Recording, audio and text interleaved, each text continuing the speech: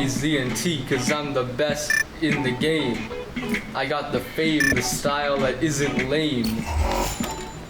Hey, is there a cassette tape anywhere? I sure do. This cassette is the best, I can attest. Best cassette in the east to the west. Yeah, I ain't a rapper. This cassette's dapper. I'm no capper.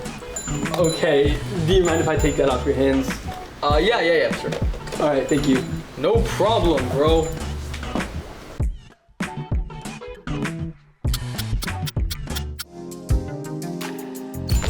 And this is this week's Closet Classics.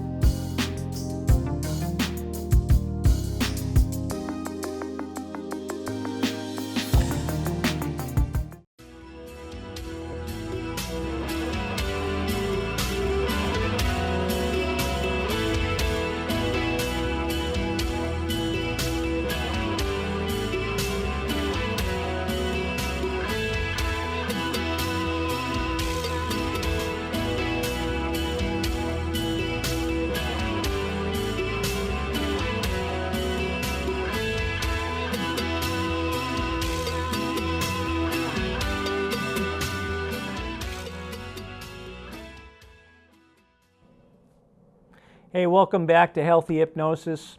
I'm Paul Gustafson, and Healthy Hypnosis is a show that helps to educate, enlighten individuals on the healthy, positive side of the field of hypnotherapy. And we're very lucky enough to have a guest tonight, former client, Jerry. Hey, Paul. How you doing? Very good. I really am very happy to have you on the show. I'm honored to be here, Paul. Thank you. Good deal, and we're going to have a nice chat. Yes. But before we do the chat, we're going to do our mailbag, and we're going to do our video of the week. Okay. So don't go anywhere. I'll stay right here. Okay, we got you wired to the seat anyway. So why don't we just go to the mailbag right off the top of the show and answer a few questions.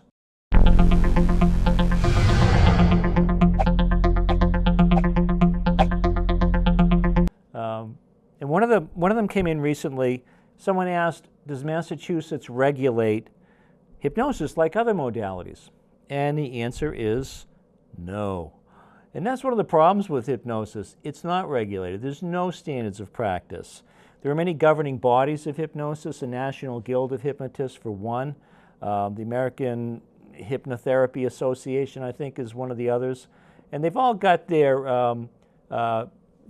standards of practice, and I follow the standards set out by the National Guild. But state of Massachusetts doesn't regulate the field, and unfortunately, that means that anybody can take a weekend seminar and get a certificate and go into business.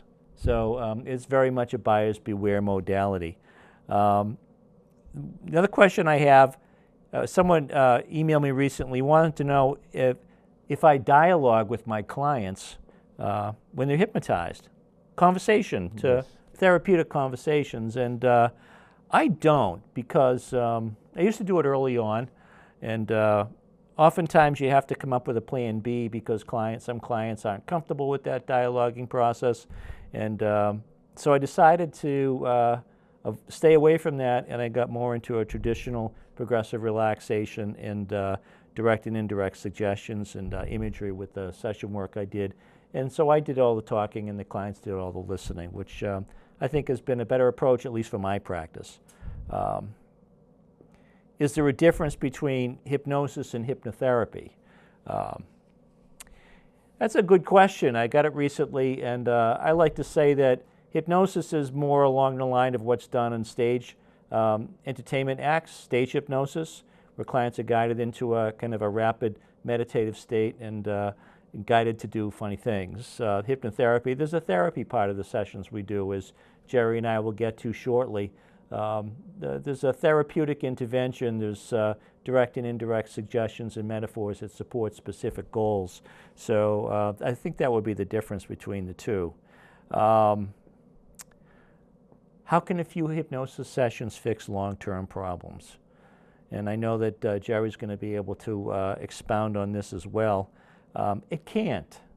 And oftentimes that's a problem with hypnosis. The mainstream population have this idea based on manipulative stage acts and movies that a few magical or one magical hypnotic experience is going to be enough to undo these huge problems. I tell clients all the time they come and see me because they've been repeating problem patterns long enough that they needed help and that they should expect to need to repeat the solution for a period of time as well. So clients are listening to sessions at home daily for a few months, and it's that time frame. It's a good time frame to establish not only a disconnect from the problem, connecting to the change that they want, but also establishing some sustainability so that they can count on that change to stick around. And lastly, how can hypnosis relieve pain? And Jerry, you just got through mentioning you got some arthritis in your hip, Yes. so maybe you'll be interested to hear this. Hypnosis is a wonderful way of tapping into endorphin flow for the purpose of creating pain relief. It's also a great technique to reduce the stress and the anticipation of pain. And oftentimes if we spend so much time anticipating, worrying, and preparing for pain, it really becomes a self-fulfilling prophecy, so to speak. So we're able to cut that cycle of anticipating discomfort and kind of shift that awareness to anticipating more of what we want, comfort and relief, and the ability to create that with meditative hypnosis. And then, of course, clients are listening to these sessions daily, again, to establish sustainability to that shift. So that is the mailbag. And as usual with Healthy Hypnosis, we do have the video of the week.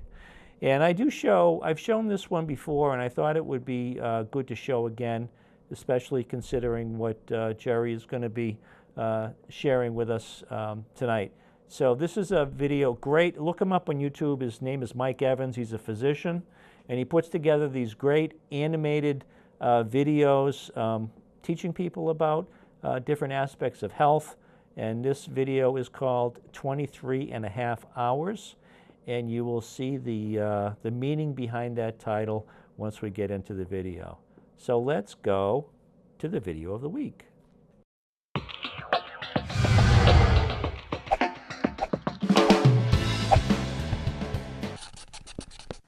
Hi, I'm Dr. Mike Evans, and welcome to this visual lecture I'm calling 23.5 hours. So I have a big interest in preventive medicine, which can mean a lot of things from, cancer screening to eating more fiber to having a good social network. And I mean that in the old sense of the word. Weighing less, drinking less, smoking less, controlling your blood pressure, cholesterol, and so on and so forth. So all of these things are incredibly important, and I wouldn't want you to minimize your efforts in any one category. But I want to know what comes first. What has the biggest impact? What has the biggest return on investment? What makes the biggest difference to your health? So I did my research, and I found an answer, at least for me, and it's tricky because, all these things are sort of overlapping. But I picked out this intervention, and because of its breadth, it worked for so many different health problems, and that's what I found so cool about it. So just to kind of walk you through a quick list. So this intervention in patients with knee arthritis who receive 1 hour of treatment 3 times a week reduced their rates of pain and disability by 47%. In older patients, it reduced progression to dementia and Alzheimer's by around 50%. For patients at high risk of diabetes and coupled with other lifestyle interventions, it reduced progression to frank diabetes by 58%. Postmenopausal woman who had 4 hours a week of the treatment had a 41% reduction in the risk of hip fracture. It reduced anxiety by 48% in a big meta-analysis. Patients suffering from depression, 30% were relieved with low dose, and that bumped to 47% as we increased the dose. Following over 10,000 Harvard alumni for over 12 years, those that had the intervention had a 23% lower risk of death than those who didn't get the treatment. It's the number one treatment of fatigue, and of course the kind of outcome of choice there, my favorite outcome is quality of life, which is really all of the above and really about making your life better. And this treatment has been shown over and over again to improve quality of life. So the question is, what's the medicine, and what is 23 and a half hours? So the medicine was exercise, mostly walking, so not triathlons. And let me just put it a different way. I think what I'm um, asking you to do is, if you think about your typical day, so there's 24 hours, and so you might spend most of your day, this varies obviously, but couch surfing, sitting at work, obviously sleeping. And what the evidence that I'm going to show you kind of tells me is the best thing you can do for your health is to spend half an hour being active, maybe an hour, and that if you can do that, you can realize all the benefits I've described in the previous slides. So let's just take a quick walk through some of the literature. So Stephen Blair, he's a professor at the Arnold School of Public Health at the University of South Carolina, and he looked at this in what's called the aerobic center longitudinal study, which followed over 50,000 men and women over time. And along the left side of this graph is something called attributable fractions, which is a kind of fancy word, but it's the estimate of the number of deaths in a population that would have been avoided if that specific risk factor had been erased. So for example, turning a smoker into a non-smoker, or a couch potato into a daily walker. And along the bottom is the typical risk factors. You can see the hypertension is incredibly important, and so on and so forth. But the one that kind of applied the most risk was this sort of mysterious CRF, which is cardiorespiratory fitness, which is really low fitness. So low fitness was the strongest predictor of death. And this is important. That most of the trials we see, to be honest, are funded by pharma or other companies because they've got a drug for hypertension or high cholesterol or diabetes, and we rarely see fitness thrown into the mix. And so it's nice to see a trial that's not so siloed. Blair's work is interesting. He also did another trial looking at obesity. What he found was, sort of two things. One is obesity and no exercise. That's a very bad combination, and that's where we saw many of the negative consequences of obesity from a health point of view. But if the obese person was active, even if they didn't have the weight loss, but were just active and obese, that was much, much better, and that the exercise ameliorated much of the negative consequences of obesity. So if exercise is a medicine, what's a dose? So when I think of dose, I think of how long, how often, and how intense. I'm going to give you a slightly mixed message, but essentially more activity is better. But I must say the rate of return seems to decline after 20 or 30 minutes a day. So if you're being active less than 150 minutes a week, or more if you're a kid, an hour a day if you're a kid, my flag goes up in the clinic. So my personal take on this is that the literature draws a very broad brush, and so we see big differences when somebody goes from not doing anything to doing something, and after that the return is more granular. So if we took the Nurses' Health Study, women who went from zero activity to just 1 hour a week reduced their heart disease rates by almost half. So you can break it down, so it can be 10 minutes, 10 minutes, 10 minutes if you want to do 30 minutes of exercise, so it can be broken into 3. Higher intensity, it looks like it's equivalent to less time with lower intensity. But I think obviously the clinical pearl is mostly thinking about your style and habits and your personal cues. So if you're only going to do it if it's pre-booked with friends, I have couples that take a half-hour walk every morning or evening to organize their life. A dog is a great walking coach. The data is showing 67% of dog walkers achieve the 150 minutes a week just with the dog walking. And finally, of course, your commute, getting off stop early, taking the stairs, and so on and so forth. So thinking about that, I'm just going to walk you through some quick slices of the literature. The first one comes from Japan. In the 90s, Japan required all employers to conduct annual health screenings for their employees. And so a large gas company in Japan called Osaka used this to answer a great question. So if people's walk to work was longer, did that reduce their chance of serious health problems? So in this example, high blood pressure. And what they found is under 10-minute walk, no difference. 11 to 20-minute walk, 12% reduction in rates of high blood pressure or hypertension. And over 21-minute walk, a 29% decrease in rates of high blood pressure. So the authors calculated that for every increase of 10 minutes in your walk to work, there was a 12% reduction in the likelihood of getting high blood pressure. The second exhibit is looking at stents. So this is something we commonly do down medicine. So you can see on the left here, the artery's blocked. On the right, a vascular surgeon's gone in and put in a balloon, opened it up, and left a stent to keep it open, which makes great sense. So a German researcher named Rainer Hambrecht looked at this with about 100 cardiac patients. He got half the group to exercise, and by that I mean 20 minutes a day on an exercise bicycle and then once weekly 60-minute aerobics class. And the other half got the high-tech stent and just their sort of normal activity. And after 1 year, 88% of the exercises were event-free compared to 70% of the people that got a stent. So both worked, but I find it sort of incredible that the low tech made a bigger difference. And you have to remember that the stent just fixes one part of the heart. The next way to think about it is the reverse. So what I call sitting disease. We know that being sedentary is bad for your health, but a researcher named Leonard Veerman wanted to quantify this, and he did so down in Australia in a big study they did there. They found, compared with persons who watch no TV, those that spend a lifetime average of 6 hours a day watching TV can expect to live about 5 years left. I mean, that's incredible. But then I think, oh, who watches 6 hours a day of TV? And it turns out the average adult in the USA spends about 5 hours a day watching TV or screens. So I find this fascinating that we never think of the TV as something that's bad for our health, but clearly it's as powerful as many other risk factors for chronic disease. So I'm just going to leave you with, I guess, two quotes. So one is Jerry Garcia, the singer who is the lead singer for the Grateful Dead. And he said, somebody has to do something. It's just incredibly pathetic that has to be us. And I think that's true, that in some ways it has to be us. As Hippocrates said, walking is man's best medicine. And so I'm going to finish by asking you a question. And this may have some personal challenges for you. So, you might be very busy with work or kids or both, and you may be in pain or have other priorities. But my question to you is, can you limit your sitting and sleeping to just 23 and a half hours a day? So something to think about. Thank you very much.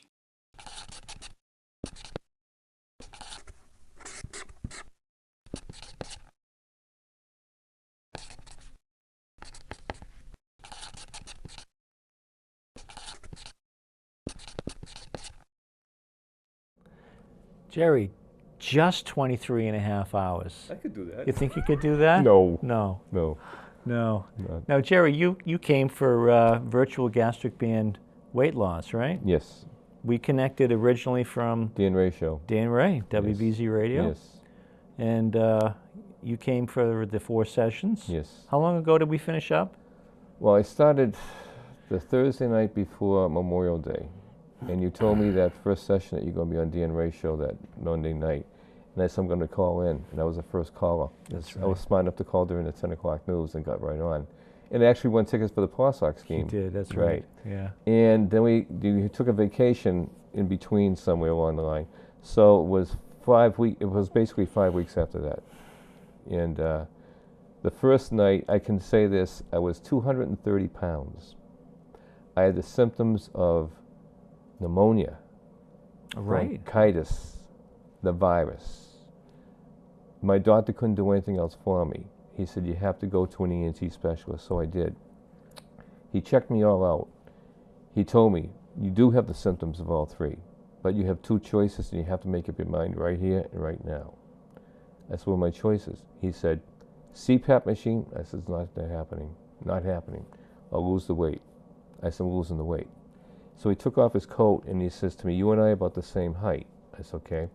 How do you like the way I look? I says, I love it. He says, I'm 180 pounds. I says, you just gave me a goal. And he said, I don't care what diet plan you do.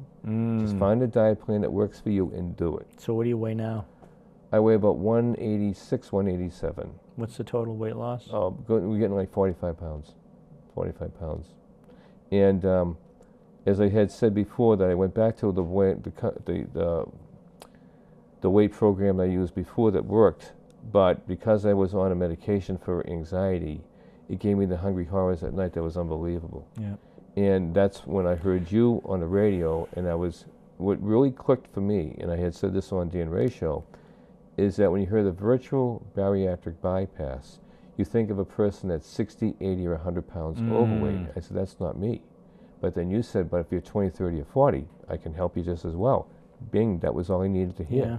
So that's when we spoke. I called you up. We talked about it.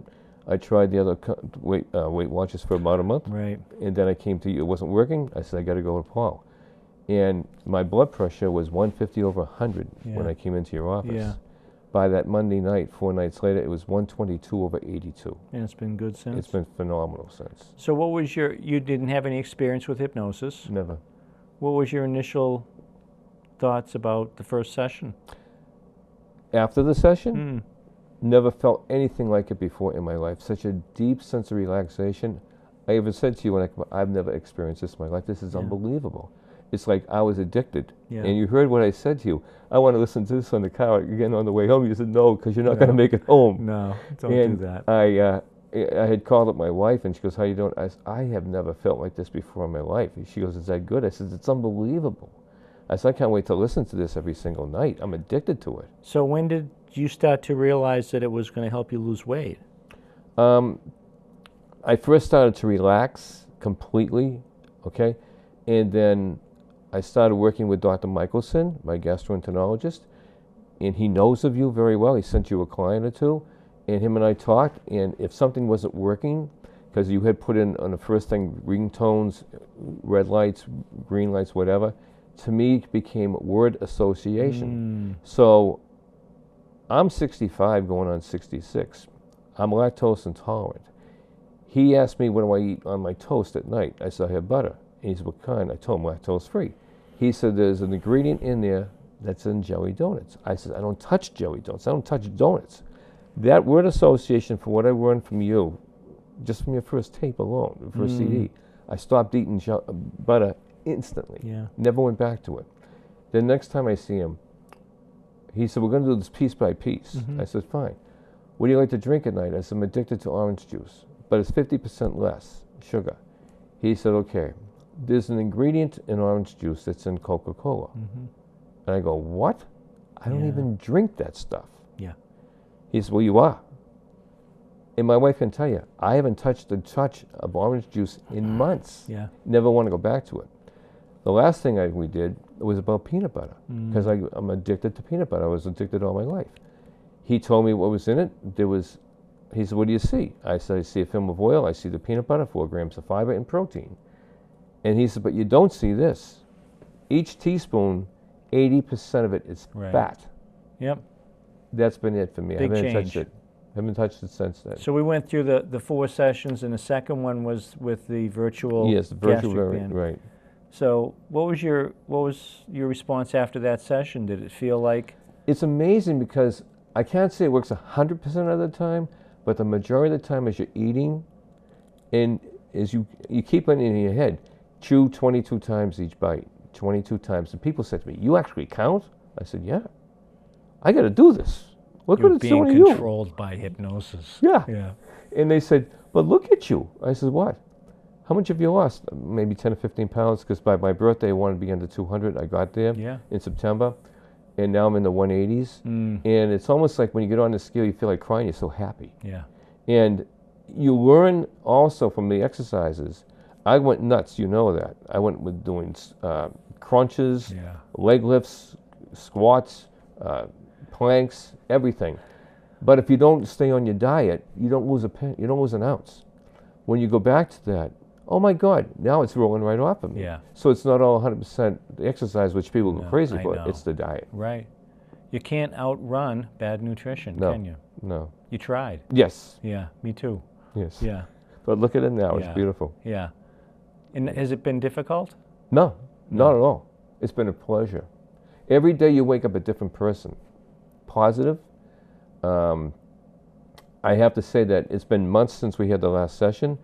I still go back to the #1 CD, especially like if I'm tired and I can't sleep. I'll go into the living room, put it on, just listen to it again. It just so relaxes me. This morning, as I said, I was up at 4:30 this morning because I went to bed early last night. And I said, what am I going to do? So I went onto my computer, put on the email, and I listened to the self-hypnosis tape CD for about 15 minutes.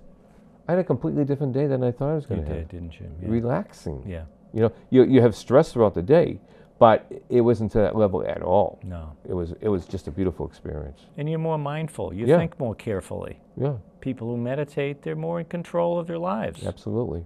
You're not living on impulse. No. You're not just grabbing I what used happened. to. I know. I used to. Yeah. Not more. Isn't that something? It's a beautiful feeling.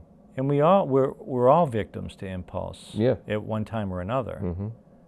But Oh, you not- can still be if you Yeah. don't keep it up. Yeah. You got to keep doing it. Yeah. It's a lot But of fun. there's no. It's not a hardship. No, it's fun. It's fun. addicting. It's Yeah, addicting. it's a good addiction to have. Yeah, oh, I love it. So have there been any unexpected pleasant surprises from this journey with hypnosis? Well, with the continued weight loss, I would have to say it's unbelievable in the last 3 weeks. People are stopping me at work in the elevator. Hey, skinny. And I've seen them every day. They notice I lost weight. You're losing more weight. I says, really? You're looking thinner. What are you doing? I said, well, the hypnosis worked. And you go, what are you talking about? So I tell them the story. And then I said, there's 3 people I'm working with. Paul Gustafson, if you're interested in looking like this, check him out. Okay? Dr. Michelson, who's my gastroenterologist, he helps me a lot with the diet. And then Christian at work, she helps me with the exercise and the diet. We talk all the time about it. And she's been supportive with me. My wife has been supportive with me since day one. Christian has been supportive of me. She's the only person I told outside of the house what I was doing from day one. And she's been nothing but very supportive. And she just said, we won't see each other. So we would instant message each other. She sees me, she goes, you look a lot different. I said, oh, really? She goes, you lost your tummy, your face has gone down, you look fantastic. I said, well, thank you. It's nice to hear that. But I'm getting it from a lot of other people now. Yeah. They call me Skinny Jerry now. Skinny Jerry. Which is a good thing. It's a real good thing. Yeah. Yeah. Yeah, I love it. So that's a good deal. Thanks to Dan Ray and Oh, yeah. WBZ, and he's such a great conduit connecting yeah. people. He's got a lot of different guests on his Yes. show. In fact, when Julie was talking about Tom Tran, yeah. I met Tom. She invited me to the Sunday class, so I went there Sunday. And then I talked with his daughter earlier this week about possible going to acupuncture. So she asked me, how'd you hear about us? So I said, Julie. She goes, oh, yeah. I said, I was on with Julie on November 14th with Dan Ray and Paul Gustafson. Oh, you're a client of Paul Gustafson? I said, yes, I am. A very successful client, I might add. In fact, I'm going on TV Thursday night, and I can't wait. Who would have thought, as a result of our connection, you were on the Dan, you were a regular caller to Yes. Dan over the years. Yes. You guys knew each other as a caller. He knew me because I called him up. This is a funny, quick story. It was December 26th many years ago. We had a rainstorm instead of a snowstorm. Who was glad they got the rain? Who wished they had snow? So I had to balance it off. I said, Dan, I love snow. And he said, so we were talking. And it went so well, he got me a T-shirt. Yeah. And then he knows a friend of mine, Victor Garrow from Effort Square, and that's where the connection also comes in. And then I won the tickets when you were on. Yeah. I saw him down in Pawtucket. The first time we met face to face. Yeah. And I met his son. So it was just a great, great time. But I listen to him all the time. Yeah. I'm addicted to him like I'm addicted to this. Yeah, that's Yeah, great. Yeah. It's well, I really need to thank you for coming on, and certainly for coming on the radio and coming on here, because it's important to spread the word, and Yes. it's who better to spread the word than people who've been through the process. Absolutely. And They don't have to listen to me. Well, it's been an absolute honor to be invited. Yeah. I was honored to be invited Yeah. to Dan Ray Show, and I'm honored to be here. Oh, thank you very much. And I'll tell you something. Thank God for Dan Ray, because the best thing I ever did for myself was Yeah. coming to your program. Beautiful. Well, Jerry, we'll stay in touch. Absolutely. And we'll definitely stay in connection and see how you do in the months and maybe the years to come. Absolutely. All right, my Pleasure's friend. mine. Well, that has been another episode of Healthy Hypnosis. Please keep us in mind down the road. We got some great episodes coming up. I'm Paul Gustafson, and we will see you next time.